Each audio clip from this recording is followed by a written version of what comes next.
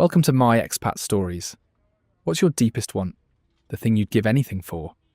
Jim wanted to be a dad. 51, Newcastle, divorced, no kids. Biggest regret of his life. Then Palawan, Sarah, 29, sweet, traditional. Month 3, she told him she was pregnant. His joy was everything. Finally, a child. His child. 7 months of preparation. Talking to her belly every night. Planning the nursery. Buying tiny clothes. He picked the name Grace. Every pound spent with pure happiness. Supporting her. Supporting their future.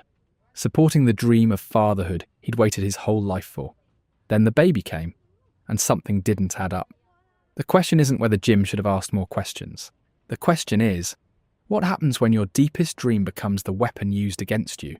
If you've ever wanted something so badly someone could destroy you with it, hit that subscribe and like button. This one hurts different. Here's Jim. I'm James. Jim, 51, from Newcastle, construction manager. Commercial projects mostly. Shopping centres, office buildings. Good money. Stable career. Been doing it 30 years. Started on the tools, worked my way up. Now I manage sites, coordinate contractors, make sure everything runs to schedule, to budget. I'm good at my job. Always have been. I was married. Deborah. We were together 12 years. Divorced 10 years back now. No kids, that was. That was the problem, actually. I wanted them. She didn't. We talked about it before we married. She'd said maybe someday. Maybe when we're more settled. Maybe when the time's right. But the time was never right. And eventually, maybe became never. And I had to choose. Stay married to a woman I loved who'd never give me children. Or leave. Try to find someone who wanted what I wanted. Family, kids, legacy. Something beyond just work and bills and holidays and retirement and death. I left. She understood. We're still friendly. She remarried. Bloke who also didn't want kids. They're happy. I'm glad for her. Really. But I'm 51 now. No kids, no family. Just work. Just emptiness. That's what it feels like. Empty. Like I've missed the whole point. Like I've built buildings for 30 years, but never built the thing that actually matters. A family. Bairns. Someone to carry on after I'm gone. Someone to make it all mean something. I went to Philippines on holiday. Palawan. Friend from work, Dave, he'd been. Said it was paradise, beaches, islands. Beautiful, cheap. I needed a break. Needed. Something. Change of scenery, different perspective. Maybe meet someone. Maybe. I don't know. Last chance at something that looked like family. Palawan was beautiful. Properly beautiful. White sand. Turquoise water. Palm trees. The kind of place you see in photos and think it can't be real. But it was real. The heat, the humidity, the smell of salt water and coconut and grilled fish from the beach vendors. The sound of the waves, the boats, the laughter of tourists and locals mixing together. It felt alive. In a way Newcastle doesn't. In a way my flat doesn't. In a way my life doesn't. I met Sarah at the resort, she worked there. Guest relations or something. Helped tourists book tours, organised trips. She spoke perfect English. Warm smile. Always helpful. Always cheerful. 29. Beautiful. But not in that bar girl way. Not made up. Not performing, just naturally lovely. Sweet. Kind, genuine, or seemed genuine. We started talking. Normal stuff. Where I was from, how long I was staying. What I thought of Palawan. She recommended places to visit. Restaurants to try. We'd chat every time I passed the front desk. Then one day she asked if I wanted company for dinner. Her shift was ending. She knew a good place. Local place. Not touristy.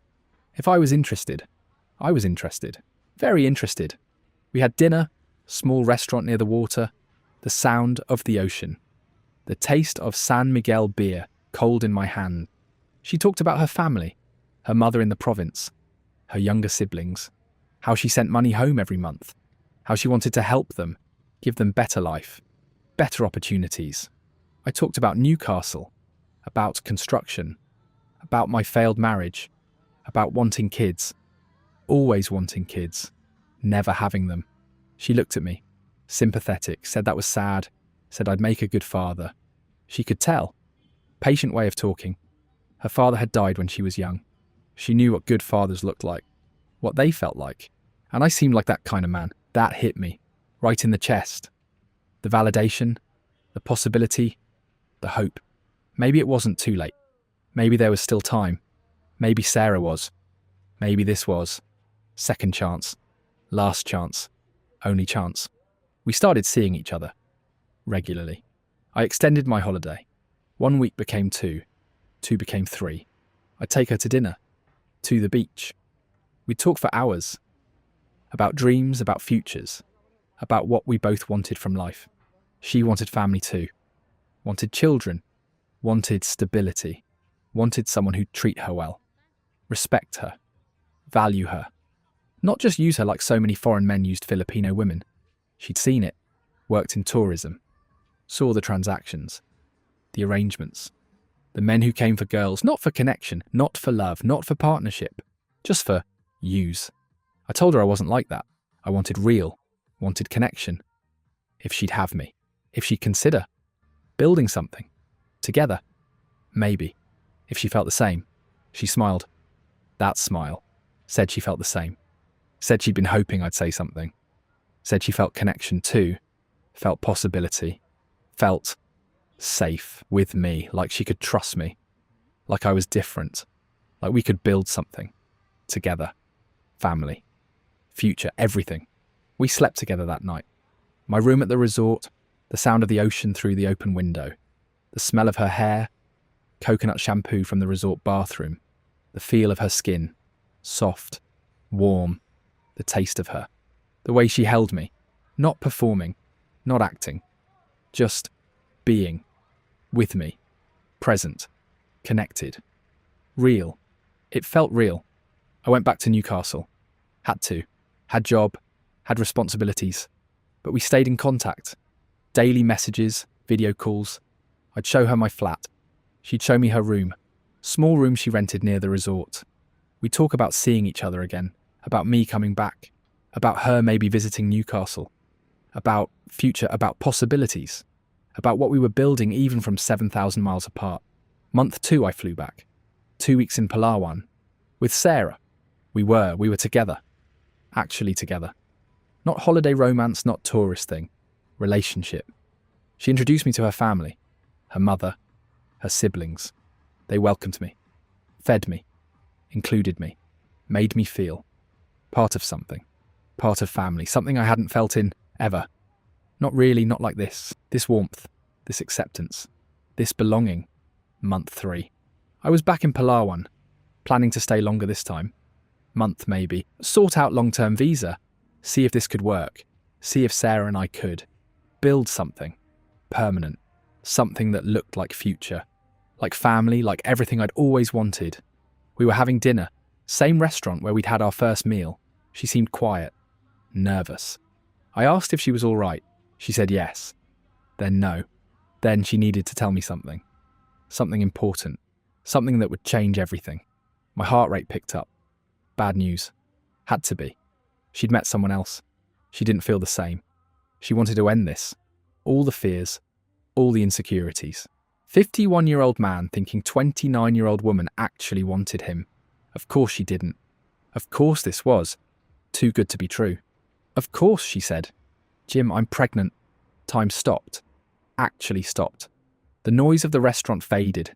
The smell of food disappeared. The feel of my chair. The table, everything. Gone. Just her face, her words. Pregnant. Pregnant. She was pregnant. I was. I was going to be a father. Finally. At 51. After everything. After the divorce. After the wanting. After the emptiness. After thinking it was too late. After accepting I'd never have this. Never be this. Never get to experience this. I was going to be a dad, a father, a parent. Finally. Finally. Finally. I couldn't speak, couldn't breathe. Just stared at her. She looked scared. Worried. Uncertain. Waiting for my reaction. Not knowing. Not sure how I'd respond. If I'd be angry. If I'd leave. If I'd reject her. Reject this. Reject the baby. The future. The family, the everything. I stood up. Walked around the table. Pulled her up. Hugged her, held her, felt tears on my face. Actual tears. I was crying. In a restaurant. In Palawan. Holding this woman. This beautiful woman who was carrying my child. My baby. My family, my future. My everything I'd ever wanted. Everything I'd thought I'd never have. And I was crying because joy, because relief. Because finally, after 51 years, finally, I was going to be a dad. I said, Sarah, that's the best news I've ever had. Ever. We're having a baby. Our baby. I'm going to be a dad. You've made me. You've given me everything. Everything I've ever wanted. Thank you. She cried too. Relief. Happiness. We held each other. Right there in the restaurant. People probably staring. Didn't care. Didn't matter. Nothing mattered except this. This moment. This news. This baby. This future. This family. Finally. We talked all night. About the baby, about our plans. About getting married maybe. About where we'd live. About names. About everything. About the life we'd build. The family we'd create. The future we'd have. Together. The three of us. Me, Sarah, and our baby. Our beautiful baby who was already everything to me. Already loved. Already wanted. Already the most important thing in my life. And I hadn't even met them yet. Hadn't even seen them. Hadn't even felt them kick. But they were already mine. Already my child. Already my family. Already my everything. And I was going to be the best father. The best dad. Everything I'd always wanted to be. Everything I'd dreamed of being. Finally, after all this time, after all the waiting, after all the wanting, finally, I was going to be a dad. I moved to Palawan permanently. Week after Sarah told me. Sorted everything in Newcastle. Left my job. Well, early retirement. They owed me anyway. 30 years. Plenty of leave saved up. Plenty owed. They paid me out. Pension started early with reduced rate. Didn't care. Had enough. Had savings. Had redundancy from previous company merger. Had enough to support family, to be dad, to build life in Palawan. With Sarah. With our baby. With everything I'd ever wanted. I rented apartment. 2-bedroom. One for us. One for the baby. The nursery. Our baby's room. Already thinking about it. Already planning. Cot. Changing table. Mobile with little animals hanging down. Soft lighting. Comfortable chair for feeding. For rocking. For late night cuddles. For being dad. For doing all the things I'd imagined doing for 30 years. All the things I'd thought I'd never get to do. Sarah moved in with me. We weren't married yet, but didn't matter. We were family already. The three of us. Me, Sarah and the baby. Our baby. Growing inside her. Getting bigger. Getting stronger. Getting ready to meet me, to meet us. To become real. To become the family I'd always wanted. Always dreamed of. Always needed. I took her to the best hospital in Palawan. Private, clean, modern, English-speaking doctors. Nothing but the best for Sarah. For the baby. For my family. First appointment. Ultrasound. Seeing the baby for the first time. On screen. Tiny. Grainy. Black and white. But perfect. Absolutely perfect. The doctor pointed. There's the head, the body, the heartbeat. Strong. Healthy. Your baby is healthy. My baby. My baby's heartbeat. The sound of it. Fast. Flickering. Alive. Real. Evidence. Proof. This was happening. This was real. I was going to be a father. That was my baby. On that screen, that heartbeat, that tiny, perfect miracle. Mine. Ours. Real. I cried. Again, couldn't help it. Held Sarah's hand. Watched that screen. Listened to that heartbeat. The doctor smiled. Sympathetic. Understanding. First baby? Yes, first baby. After 51 years, first baby. Only baby probably. But that was fine. One was enough. One was everything. One perfect, healthy baby was all I needed. All I'd ever wanted. The doctor gave us pictures. Printouts from the ultrasound. Black and white photos of our baby. Blurry. Hard to see details. But beautiful. Most beautiful thing I'd ever seen. I kept them in my wallet. Showed everyone. The landlord. The neighbours. The staff at the restaurant we went to. Look, my baby. Our baby. We're having a baby. Due in December. 7 months away. 7 months of waiting. 7 months of preparation. 7 months of becoming dad. Sarah couldn't work anymore. Pregnant, tired, morning sickness. Doctor recommended rest, no stress. Healthy pregnancy meant rest. Meant support. Meant not working resort hours. Not dealing with tourists. Not being on her feet all day. I told her, don't worry. I'll support us. I'll provide. That's what dads do. Provide. Protect. Make sure family is safe. Comfortable. Healthy. That's my job now. Being provider. Being protector. Being dad. I gave her money every week for food, for clothes, for anything she needed. For the baby. For preparation, for life. £300 a week. Sometimes more. Whatever she needed. Whatever the baby needed. Whatever our family needed. Happy to do it. Honoured to do it. This was what I'd always wanted. To provide. To support. To be the man. The husband. The father. The provider. Finally, after all this time, finally, her family needed help too. Her mother. Medical issues, diabetes, needed medication, hospital visits.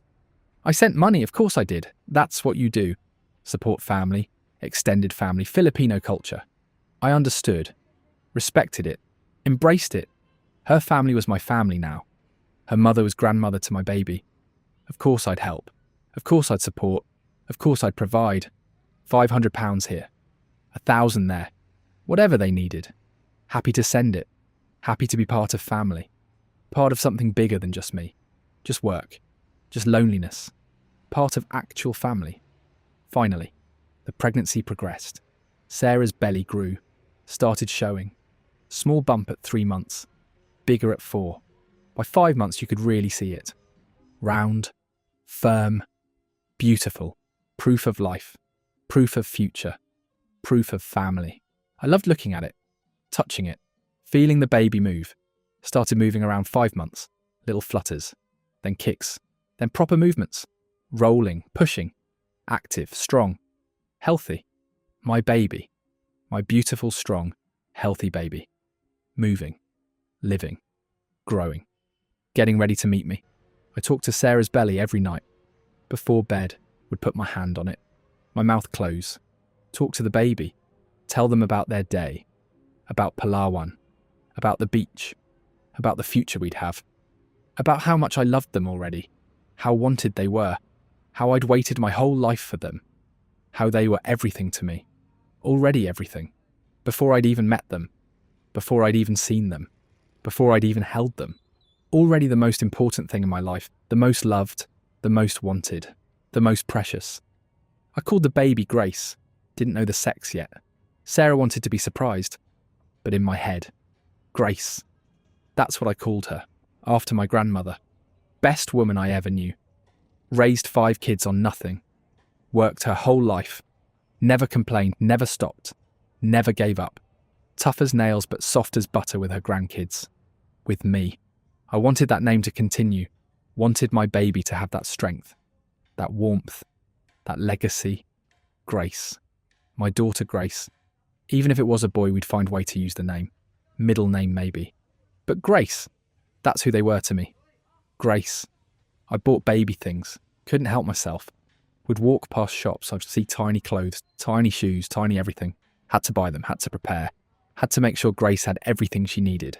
Everything she deserved. Everything I could possibly give her. Newborn onesies, white ones, yellow ones, green ones. Neutral colours since we didn't know sex yet. The smell of new baby clothes, clean, fresh, cotton, soft, so small, so tiny. Hard to believe person would fit in them, would wear them, would be that small, that vulnerable, that dependent, that mine. Bottles, formula, just in case. Sarah wanted to breastfeed, but doctor said, have backup, have options, have preparation. So I bought it all, everything. Bottles and steriliser and formula and bibs and burp cloths and everything the baby shop said you needed. Everything the internet said you needed. Everything I could possibly think of that Grace might need, might want, might make her comfortable, safe, happy, loved, a cot, beautiful white cot, with mobile above, little elephants and giraffes rotating slowly, playing soft music, creating safe space, perfect space, baby space, Grace's space. Set it up in the nursery.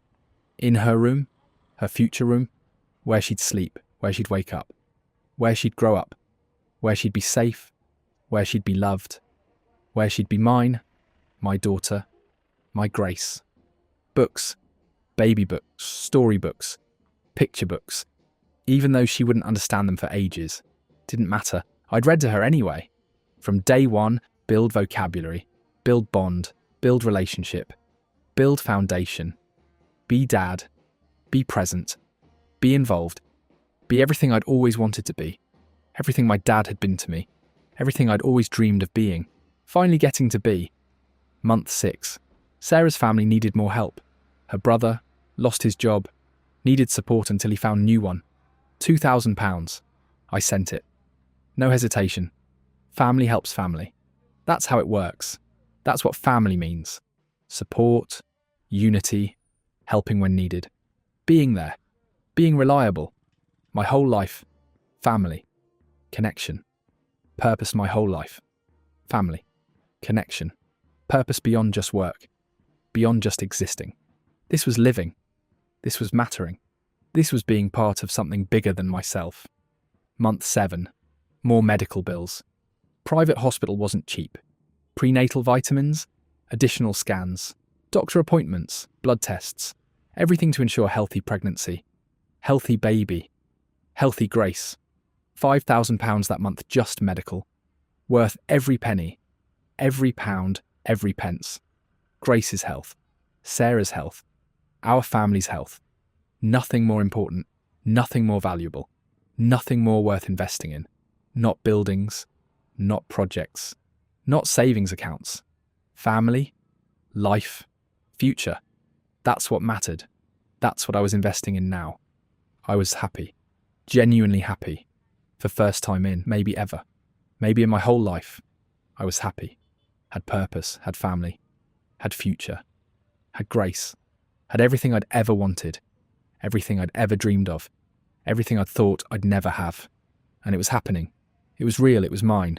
Our apartment, our baby preparations, our life together, our family, our everything. I'd spent maybe £40,000 by month 7.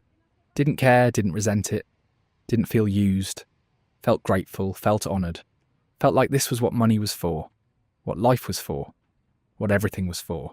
Supporting family, building future, preparing for Grace, for fatherhood, for the life I'd always wanted, always needed, always dreamed of having. The smell of baby powder I'd bought, the feel of tiny clothes in my hands, the sound of Sarah's laugh when I'd show her another thing I'd bought for Grace, another toy, another outfit, another preparation, another piece of becoming dad, the taste of anticipation, sweet, exciting, overwhelming, the visual of the nursery coming together, cot assembled, mobile spinning, changing table ready, drawers full of tiny clothes, shelves full of books and toys and everything Grace would need, everything Grace would have, everything I'd give her, everything I'd be for her.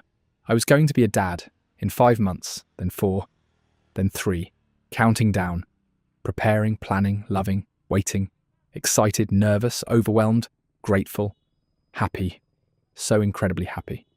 Finally, after 51 years, finally, I was going to be a dad. Finally, I was going to have family. Finally, everything I'd ever wanted, everything I'd ever needed, everything I'd ever dreamed of. Finally, it was happening. It was real. It was mine. Month 8. Sarah went into labour. Early. 37 weeks, the doctor said. Not unusual. Babies come when they're ready. Premature, but not dangerously so.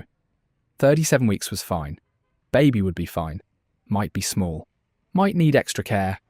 But fine. Healthy. Our Grace would be healthy. I drove her to the hospital. Private room already arranged. Best care, best doctors. Everything ready. Everything prepared. This was it. This was the moment. I was about to meet my daughter. About to become dad. About to hold Grace for first time. About to see her. Touch her. Tell her I loved her. Tell her I'd waited my whole life for her.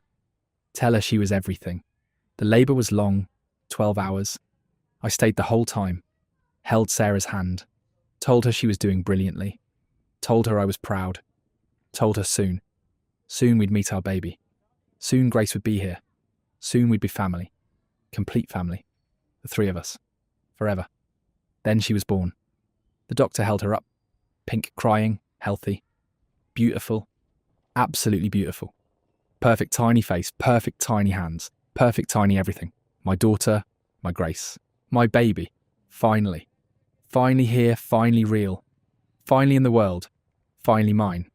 Except she wasn't small. Wasn't premature looking. She was.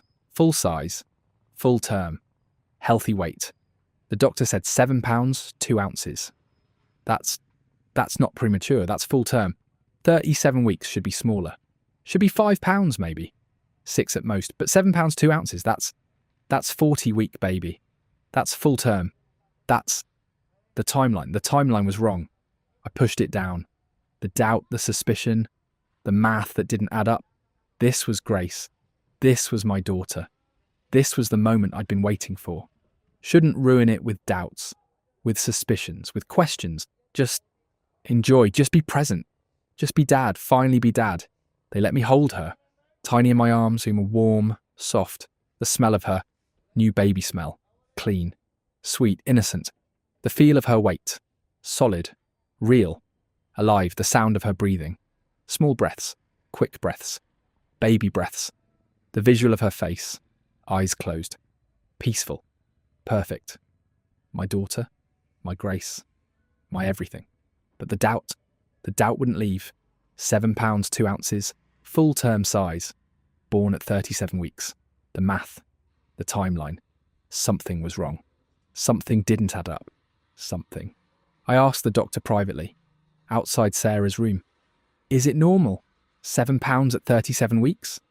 The doctor hesitated. Said, sometimes. Every pregnancy is different. Every baby is different, but usually 37 weeks would be smaller. Usually, but not impossible. Not unheard of, just unusual. Unusual, that word, unusual, bouncing around my head, mixing with doubts, with suspicions, with math that didn't work, with timeline that didn't match, with feeling in my gut that something was wrong, something was off, something I didn't want to think about, didn't want to consider, didn't want to face. We went home 3 days later, Sarah and Grace, my family, our apartment, our life. Except I couldn't shake it. The doubt, the suspicion, the math. I'd count back. Conception date. Based on 37 weeks. Based on due date. Based on everything. And it didn't match. We'd only been together 9 months. Baby was born at what they called 37 weeks. That's 9 months pregnant. Full term, essentially. Which meant conception was 10 months ago. Before I met Sarah. Before we'd even had our first dinner. Before any of this started. I tried to ignore it. Tried to focus on Grace. On being dad. On feeding her. Changing her. Holding her. Rocking her when she cried. Doing all the things I'd dreamed of doing. All the dad things. All the family things. All the everything I'd wanted. But the doubt poisoned it. Poisoned every moment. Every smile. Every cuddle. Every perfect baby moment ruined by thought. By suspicion. By question. Is she mine? Is she actually mine? Or was I? Was I played? Was I used? Was I the backup? The foreign father? The ATM? The fool? I got DNA test. Hated myself for it. Felt guilty. Felt awful. Felt like terrible person. Like suspicious, paranoid man who didn't trust. Who didn't believe. Who ruined beautiful thing with doubt. But I had to know. Had to be sure. Had to confirm. One way or other. Confirm she was mine so I could stop doubting. Stop suspecting. Stop ruining every moment with questions. Or confirm she wasn't. And face that. Whatever that meant. Whatever that would do to me. Had to know. Had to be certain. Had to have truth. Took sample while Sarah was out. Cheek swab from Grace. From me. Sent them to lab in Manila. Private lab. Confidential. Results in 5 days. 5 days of waiting. 5 days of holding Grace and wondering. 5 days of looking at her perfect face and thinking, is she mine? Do I see myself in her? Or do I see someone else? Some other man? Some Filipino man who got Sarah pregnant and disappeared? Or stayed? Or whatever the truth was. Whatever the reality was. Whatever was about to destroy me. Results came back. Email, PDF attachment. I opened it sitting in the nursery, Grace asleep in her cot. Mobile spinning above her. Elephants and giraffes. The room I'd prepared. The room I'd built. The room for my daughter. For Grace. For my family. For my future. For everything. Probability of paternity. 0%. Not the father. No genetic match. No relationship. Not mine, not my daughter. Not my Grace. Not my family. Not my anything. Just baby. Some baby. Someone else's baby. Sarah's baby. Not mine. Never mine. Never was mine. Never would be mine. I sat there for a long time. Maybe hours. Just sitting. Staring at that PDF. At those words. 0%. Not the father. The smell of baby powder. The sound of Grace breathing. The feel of the chair I'd bought for rocking her. For feeding her. For being dad in. The visual of her sleeping. Peaceful. Perfect. Beautiful. Not mine, not my daughter. Not Grace. Never Grace. Never mine. Sarah came back. I showed her the results. Didn't say anything. Just showed her. She read them. Looked at me. No surprise. No shock. No denial. Just acceptance. Like she'd known this would happen eventually. Like she'd been waiting for it. Like this was always going to be the end. I asked her, how pregnant were you when we met? She said, 2 months. Whose is it? Does it matter? Yes, it matters. I've spent £52,000, 7 months preparing, 7 months loving this baby, 7 months thinking I was going to be dad, 7 months of everything. It matters. Tell me, whose baby is this? She shrugged. Boyfriend. Ex-boyfriend, doesn't matter. He's gone. Wasn't going to support baby. I needed someone who would. You were there, you wanted family, you wanted baby, I gave you that. For 7 months you got to be dad. Got to prepare. Got to feel all the things you wanted to feel. What's the problem? What's the problem? The problem was I loved that baby. The problem was I'd bonded with her. The problem was I'd named her Grace. The problem was I'd talked to her every night for 7 months through Sarah's belly. The problem was I'd bought her clothes and toys and books, and prepared room and planned future, and thought about her first day of school, and her graduation, and her wedding, and all of it. All of it. And none of it was real. None of it was mine. None of it would ever happen. Because Grace wasn't mine. Would never be mine. Was never meant to be mine. Was just tool. Just method. Just way to extract money from desperate, lonely man who wanted to be dad more than anything else in world. I told Sarah to leave. Take the baby. Leave. Get out. I couldn't look at her. Couldn't look at Grace. Couldn't bear seeing what I'd lost. What I'd never had. What had been used against me. My deepest want. My biggest dream. My only hope. Weaponized. Turned into trap. Turned into scam. Turned into £52,000 lesson in never trusting. Never hoping. Never wanting something badly enough that someone could use it to destroy you. She left. Took Grace. Took everything. Disappeared. Don't know where. Don't want to know. Hope Grace is okay. Hope she's healthy. Hope she's loved. Hope someone's being dad to her. Even if it's not me. Even if it'll never be me. Even if she'll never know I exist. Never know I loved her. Never know I was ready to be her dad. Ready to give her everything. Ready to be everything for her. I'm back in Newcastle now. Same flat I had before. Same job essentially. Different company but same work, same life. Same emptiness. Same loneliness, same everything, except now it's worse. Now I know what it felt like. What fatherhood felt like. What family felt like. What mattering felt like. For 7 months I mattered. For 7 months I was dad. For 7 months I had purpose. Had family. Had Grace. And now I have photos, ultrasound images I can't delete. I took documenting the pregnancy, photos of the nursery I built, photos of tiny clothes I bought. Evidence of 7 months of being dad. 7 months of having family. 7 months of having everything I'd ever wanted. Before it was all ripped away. Before I learned it was never real. Never mine. Never meant to be. I still think about her, Grace. Wonder how she is. Wonder if she's walking yet, talking yet, growing up, being loved, being someone's daughter, just not mine.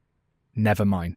Somewhere in Philippines there's a baby who I loved for 7 months, who I was ready to give everything to, who I thought was mine, who I named Grace in my head, who I wanted more than anything. And she doesn't know I exist, will never know, was never meant to know. Just way to get £52,000 from desperate man who wanted to be dad. The money I could replace? The dream? That's gone forever. I'm 51. No kids, no family, no Grace, no second chance, no hope, just nothing. Same nothing I had before, except now I know what I'm missing.